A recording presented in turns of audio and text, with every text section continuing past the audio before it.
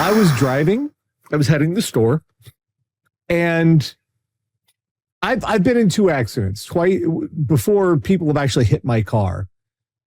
That was not as loud as this. This was the loudest noise I have ever heard while in my vehicle. And to just say it was like, bam, that doesn't even sum it up properly. So I'll just, yeah, look, that the thing just. I've been driving and had a tire explode, and I've been driving and had the engine blow out. And both are very loud and terrible. Is Lilu Dallas multipass. Boom. Big bada boom. So yeah, and you know, whenever something happens, if you're driving and other people see it, they try to get up next to you and tell you stuff. But you're in traffic. So what it's like is like, I've had people do this, and like, I know they mean well, but also like, do you think I don't know? Like I blew a tire in my Honda Fit trying to get from New Jersey to New York. And the highway was bumper to bumper, so I couldn't even exit. So I had to drive like 3 miles on this busted tire. And people kept like, your tires. And I'm like, I appreciate you. I know you're trying to be nice, but I'm in a Honda Fit. This car weighs 20 pounds. It's going like this. I'm aware that the tire is flat. Like, I know. Thank you so much. And that's the thing, like, you can't get mad because they are trying to help, but it's like, no, I know. I did notice. Thank you. The process, okay, I did have a spare, which is the good news. I had a full-size spare, which is really good news. But I'm in a pickup truck, and the spare isn't just like in the bed of the truck. So, no. Yeah, where is the spare in a pickup? There is this contraption underneath the truck. You have to get your jack and tire iron out. And there's also like these metal poles that you have to assemble together like a erector set. And then you take that, it like combines with the tire jack. It's like some transformer. You got a Voltron to get to your tire? You have to go around the back of the car. There's a little slot. You insert the thing and you have to crank it like a fucking jack in the box. And there's this little winch mechanism on a metal cable tie that goes all the way. You have to lower your tire down from where it's like stuck under the truck. Right up until you got to lower the tire down, it sounded like you were describing having a pelvic exam. Because they literally have a little thing, and they shove it in you, and they crank you open. Very similar process, except we don't drop a tire. Me. Yeah, well, at least. So yeah, I had to put the spare on, and I had to put 4 new tires on the credit card, which sucks. Hey folks, I got a Patreon. Did they all blow? Radio.air. No, but they're all old. Oh, yeah. And it's just replacing the one, and the others are still old with worn, treads. It's like, no, you can't just do the one. It's a bummer because I have 4 almost brand new snow tires in my garage, and I don't know how to get rid of them. Dan bought snow tires for his car, and then he changed them out, and then he died. And they're stacked up in the corner of the garage, and I can't lift a one. And I don't know what to do with them. I don't know how to get rid of them. He would think that was hilarious. There are many things he would think was hilarious. The weapons I found around this home. My God. But yeah, so I got 4 like almost brand new snow tires in the corner of my garage, and I don't know how to get rid of them. I would ship them to you if I could lift them. Have you tried burning them? I've heard that burning tires is a good thing to do. I live in Colorado. You don't get to burn here. We are 72 inches below our normal snowpack. You don't get to light a match here right now. We're all just trying to not be on fire. Isn't that everybody in life, you know? I mean, in general, yeah, it's dry here is what I'm saying. All right. Well, it is time for the nonsense. Each week, Catherine goes out on the worldwide interwebs, find all sorts of horrible stuff, bring back here for a little segment we like to call What the Fuck is Wrong with You? Catherine got married, and she looks very nice in the pictures and stuff. And so everybody else contributed this stuff. And we're going to start with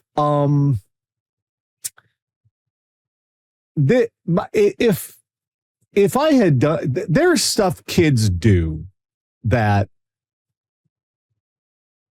are like they are like walking contraceptives for other people who don't have kids.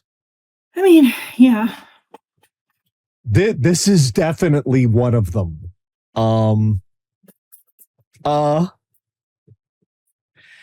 United Flight turned around over Atlantic as a boy named his Bluetooth device Bomb.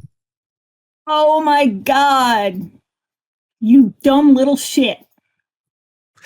United Airlines flight UA236 heading for Palma de Mallorca, Spain.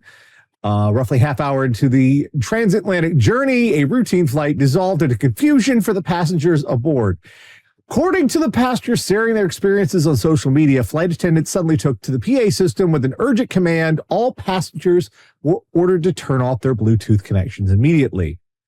Crew issued multiple increasingly tense announcements stating the directive came straight from United's corporate headquarters in Chicago.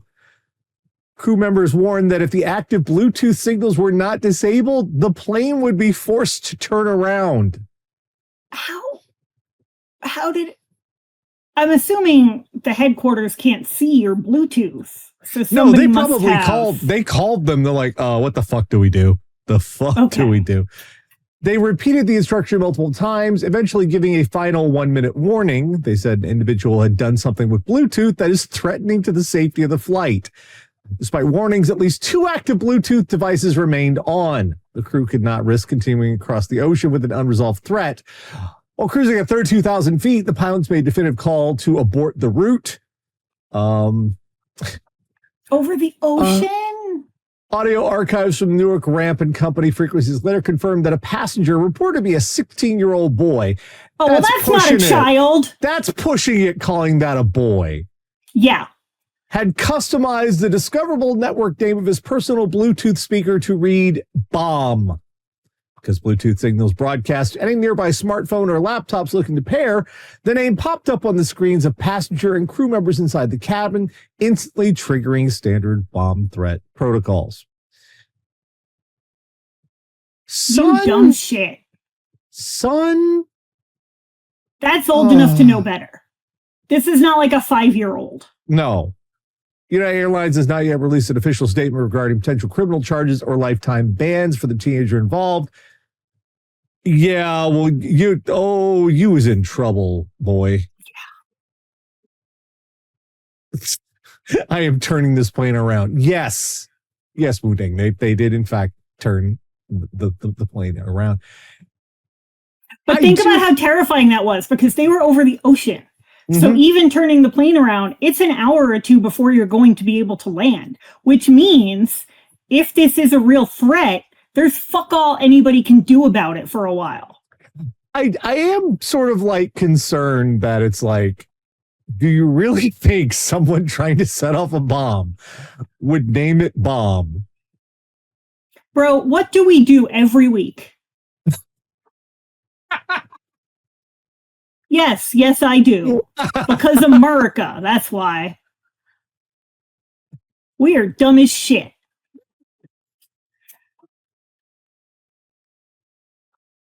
Okay, point taken. There are still people that think that the people on Lost were dead the whole time. Yes, I do think someone would do that. Absolutely. We got some more straight up stupid out of Manchester. Do you ever used to read The Family Circus? Yeah. Do you remember Not Me? Yes. And no one? Yeah, Not Me and No One. Who did this? Not me. No one. This is sort of the adult version of that. And it does not work. Man arrested after falsely reporting stolen car followed by crash. Manchester, a man is facing charges after telling police someone stole his car and crashed it in Bow, but police say he was actually the driver. So let me get this straight. You crashed your car, and to make things better, you decided to call the police and say that not me had crashed your car, stolen it and crashed it. It was my evil twin. But it gets even better. Police say 23-year-old Sean Mikomsky, Mikamiski. God damn it. There's a lot of shit going. McComiskey? That's too many C's and K's in one that name. Is, I know. You're over your limit. He was out on bail for a previous crime and is being held without bail pending his arraignment. If you are on bail, do not call the police for any fucking reason. I mean, if someone's actively murdering you. Do you really think the cops are going to be helpful in that situation? It's worth what are your other options? You might as well try. If you got the fucking Ghostface killer from Scream at your back door, I'm going to try. But even better, don't call them and then immediately lie to them and do it badly. Like, what are the odds? What are the odds he wasn't the thing he was on bail for means he wasn't supposed to be driving? And that's why he did this. Oh yeah. Yeah, after figuring out the caller was the driver and fled on foot, they had to case him down with a K9 unit. Man, if you start running and they get out the dog, you done fucked up. Yeah. And those dogs do not fuck around. Oh, for fuck's sake. Fucking moron. At least he didn't frame an imaginary person of color. I mean, it's rural New Hampshire, so... I don't know if they've even seen a person of color. Right. I don't know that there are that many people of color in rural New Hampshire to blame it on. Next up, we have... That's why Bernie Sanders keeps getting reelected, because Vermont's all fucking white people. Anyway, next one's from Key West, and... Henry Rollins used to have a bit about how if he drank so much that his friends came up to him and said, dude, you were fucking legendary last night. That was when he started getting worried. Like he would try to find his car and it was in a fucking tree or some shit. That's what I thought of when I read this story and the mugshot's gold. That is gold. That fucking look at that guy. Yeah. Look at that face. He definitely has a tattoo that says no regrets. Illinois tourist gets DUI after stealing Key West police cruiser. Man from suburban Chicago is facing a litany of charges in Florida Keys after authorities say he drunkenly stole a police cruiser while visiting Key West over Memorial Day. According to the Key West Police Department, the incident happened on Saturday in and around Key West. Report states that John Mack, 38, of LaGrange, Illinois, had been drinking at Dante's Key West Pool and Bar. He took the patrol car from an officer working an off-duty detail. Police say surveillance video just before 6:20 showed Mac walking out of the pool bar with two friends, standing a couple of feet away from the patrol vehicle, then opened the door and get inside. Authorities say he put the car in drive, almost hitting two of the other men. Reports say a security guard got the officer's attention. The other officers responded to the bar as Mac drove the cruiser around the marina parking lot. Authorities say they later found Mac outside of the nearby Boathouse Bar and Grill. Police said he claimed he had 3 to 6 Corona beers. Police said he would fail a field sobriety test and sustain cuts from a fence from resisting arrest. Also say he refused a breathalyzer. On top of it all, Mac shouldn't have been driving any vehicle. They said he only had an Illinois identification card, not a valid driver's license. So, fun fact, Key West is an island. Yep. There's nowhere to go. There's nowhere to drive to. It's a small island. I love this guy, just every fucking thing. Number one, almost ran over his friends. But the cop had to have left his keys in the fucking car. Yeah. Even if you're an off-duty cop doing that security guard shit, you leave your keys in the fucking car, dude. In Florida? In fucking Florida.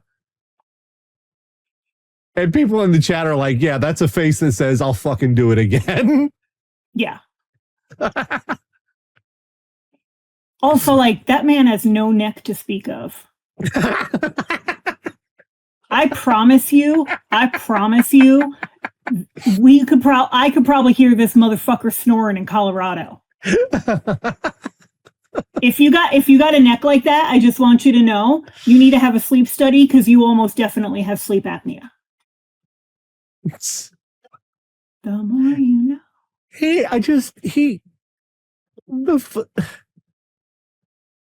This is what you did for Memorial Day.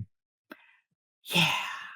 And I love the fact that he stole the cop car from one bar to drive to another bar. And almost ran over his friends in the process. Yes. Not only ditched his friends, almost ran them over.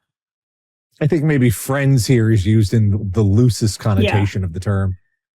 I got kind of drunk the night before my aunt's funeral. My cousins and I all went out to dinner.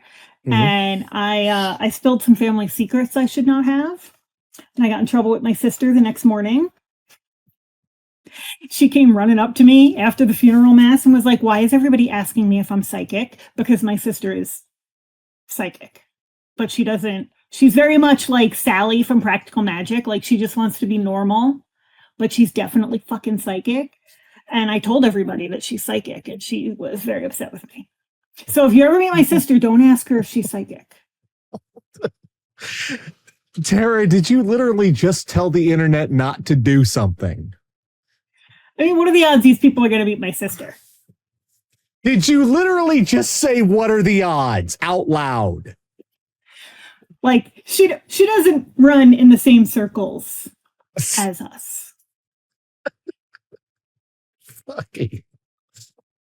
But she is psychic. All right. We've got more Florida, and this is definitely under the category of fuck this motherfucker. Let me get you the link here. There's like a trifecta of all sorts of things. This perfect motherfucker. Central Florida Homeowner Association president caught pushing kid off bike. Paul Holmes, 69, not nice, faces charges of child abuse and petty theft. President of the Homeowner Association in Central Florida has been accused of pushing a 12-year-old to the ground during a verbal confrontation. Well, all right, first of all, if you're pushing kids to the ground, that's not verbal confrontation anymore. That's physical. Arrest affidavit. Deputies say the incident happened Tuesday around 8 p.m. Deputies say they were called to Country Club Drive where they met with the boy and his grandfather. Investigators learned the boy had been riding his bicycle around the nearby clubhouse, but he became tired, so he sat down near the tennis court.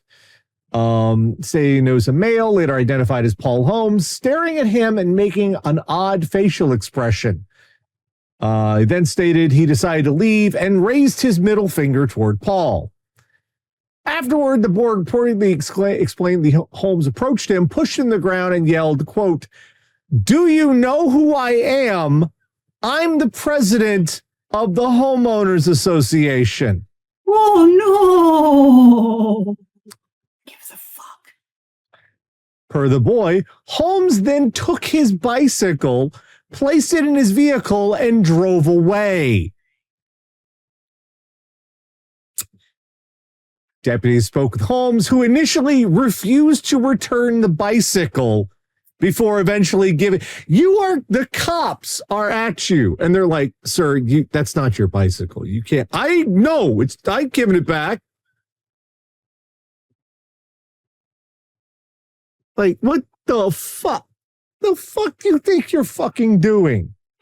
You might be the president of the HOA, but the cops do in fact outrank you.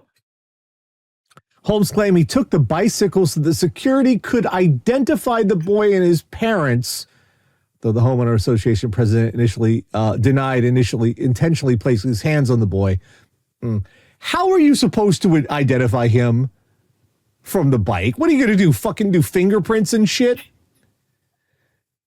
I just imagine you're a grown-ass person. You and I are technically grown-ass people. Do I have to imagine that? I don't want to. Appallingly. Yeah. And you find yourself shoving a fucking 12-year-old in order to enact your authority. Does that not make you stop and rethink your fucking life? Do you not think about every decision that you have ever made that led you to this point? Like, you're fighting a child. You're fighting a literal fucking child. Even if you win, you lose. Yeah. It's not a zombie child or a vampire child or, in that case, you might be justified. No, it's just a regular fucking kid on a bike who's sitting somewhere you don't like. He just sat down in a spot you didn't want him to sit in. And the fact that he gave this guy the middle finger, I think that was entirely warranted because he's definitely the sort of person. I'm pretty sure this is not the first time someone has flipped him the bird in his lifetime. I think it might be a common occurrence. And we have people in my neighborhood like this. Like, we have an HOA, but it's very loose. Like, it's not what you think of as an HOA. But we have people, I call them the neighborhood Batmen, because, they're always trying to, fight crime. And by crime, I mean porch pirates. I'm not wearing hockey pads. And they will follow kids on bikes because they're casing houses. And I'm like, no, they're riding their bikes. And you can't just follow children around. Yeah, that's sort of. You are the problem in this scenario.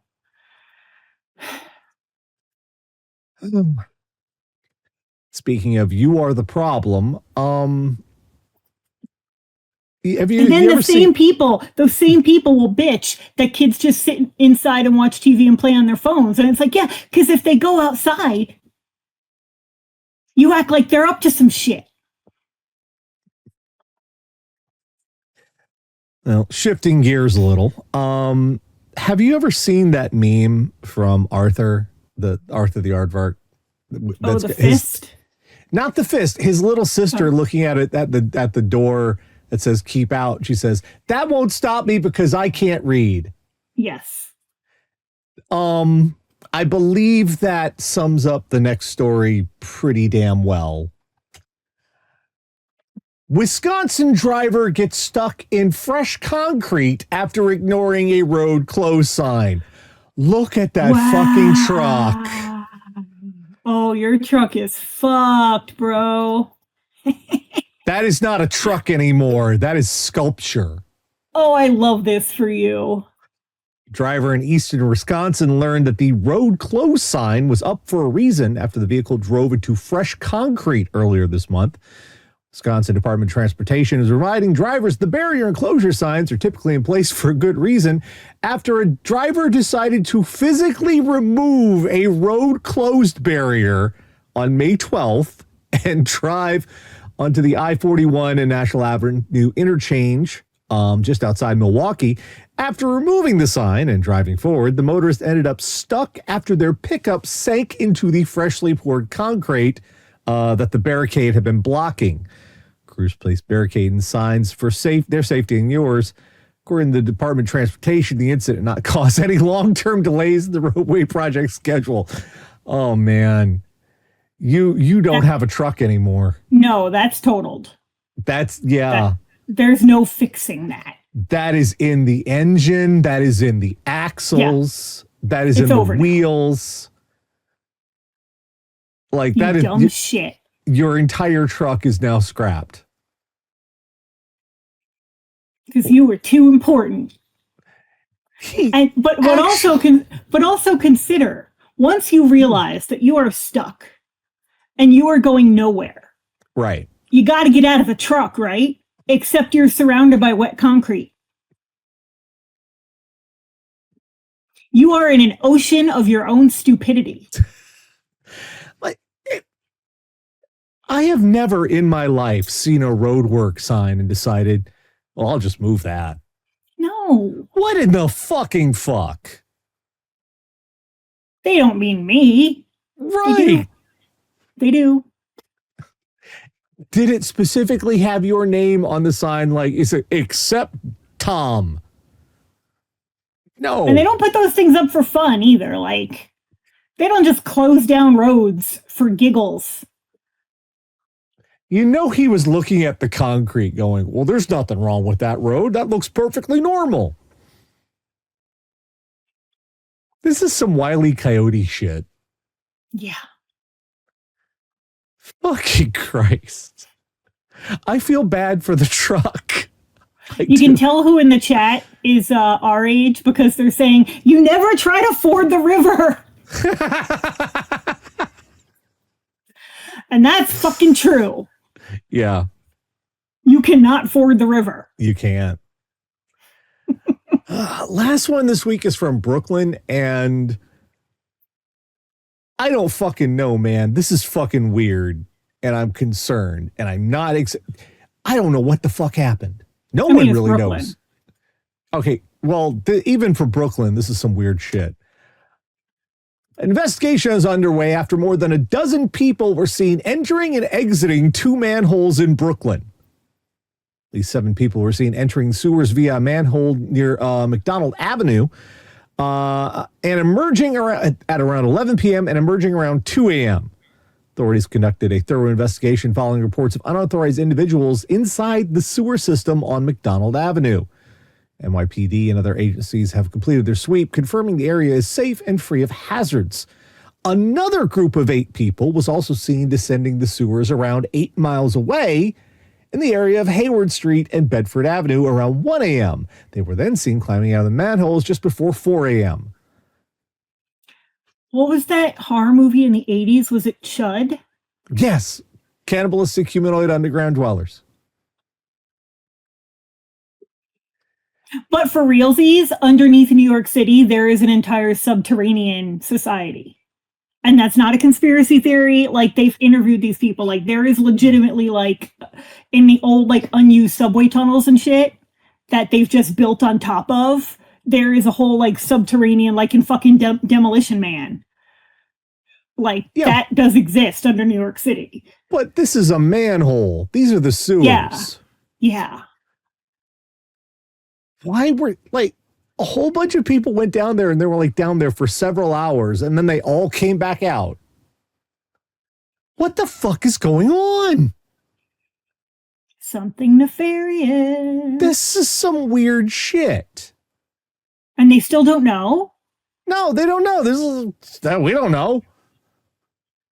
Would someone have, like, underground raves in the sewer? Oh, God, no. The smell. I know. And then there's the alligators. Like, it's... You don't throw a party in the poop hole. And it was different people? Yeah, 2 different places, 8 miles apart. Same night. Yeah, I don't like it.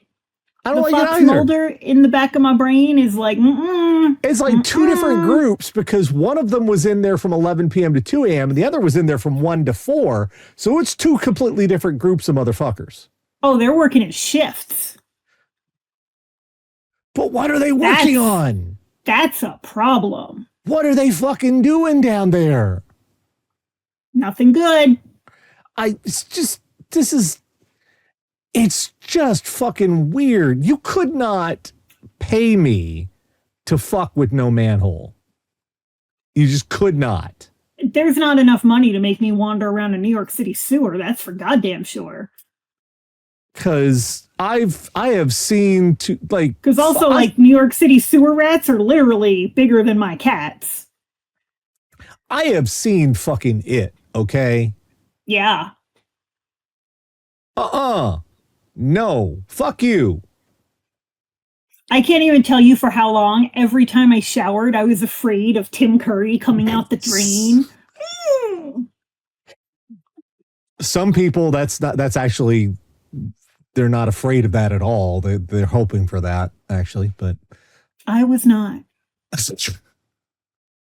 Like, why are they? How many? Yeah, I don't like it. 7 people? I don't like it. This is a total of 15. Like, if it was like 2 people doing this shit, it's like, what the fuck? But there's like a bunch of them. Nope, they're aliens or zombies or. Is this some TikTok from the shit? Hunger Game? Yeah, or they're the fucking mutts from the Hunger Games or something. Whatever it is, it's not good. This is some TikTok shit, isn't it? Maybe. Although TikTok doesn't really have fun stunts anymore. TikTok now is mainly like relationship problems and people yelling about politics. Like, it's not what it used to be. What? Grady has thoughts. What are you doing back there, little weirdo? Grady knows what's going on in the sewer. Or, it's a Nosferatu elder just like putting his ghouls to work. Yes, that surely must be secret drug factory. Everybody's trying to come up with some in theory the sewer? here. I'm not doing the drugs out of the sewer. Have some fucking standards. Like, when the fuck is the fucking... This is just so fucking weird. Ninja Turtles? I know it's New York, but even for fucking Brooklyn, this is fucking weird. Yeah. Yeah. And I can't think of a reason this would be happening that is comforting. No, nothing good is happening down there. No.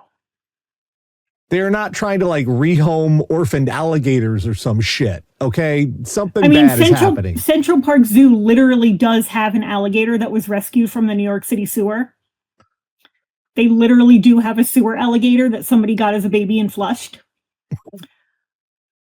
But I don't think this is how they get them. Yeah. All right. So what have we learned? What have we learned this week?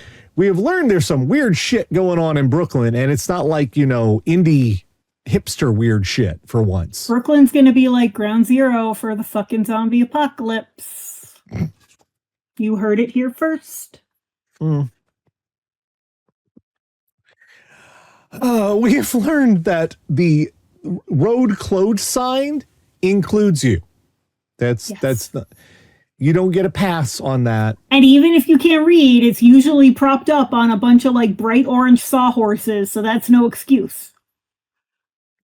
We've learned the minute you have to say the phrase, "Do you know who I am?" to a 12-year-old, you have made a mistake in your life.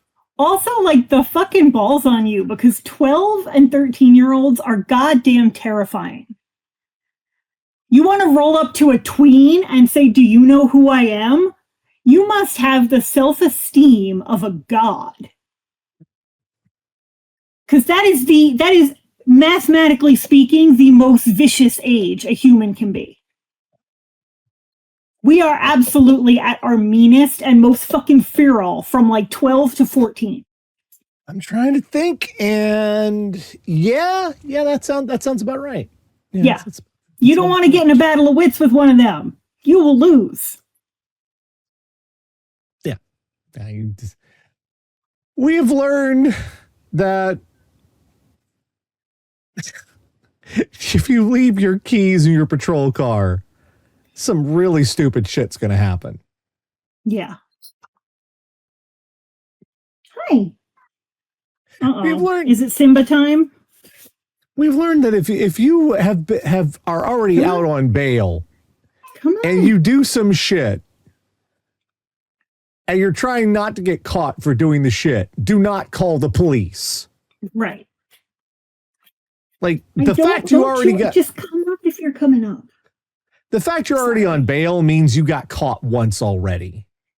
Yeah. Oh, I have a furry orange bowling ball with feelings whining at me right now. That's it? You just wanted to walk across? That's all we wanted to do? You want to say hello to the people? Probably not.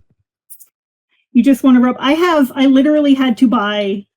It's a monitor stand. I have a lucite monitor stand over my keyboard so that he cannot walk on my keyboard. I have had to armor my keyboard. And I slip my hands under it to type because he has kicked me out of teledoc appointments. He has changed my fucking settings. Finally, so I've had to armor my keyboard. Finally, we've learned that having kids means one day they're going to be responsible for an international incident involving an airliner. Yeah, that's just inevitable. Maybe, that's how it goes. Maybe just keep an extra pack of condoms at all times, just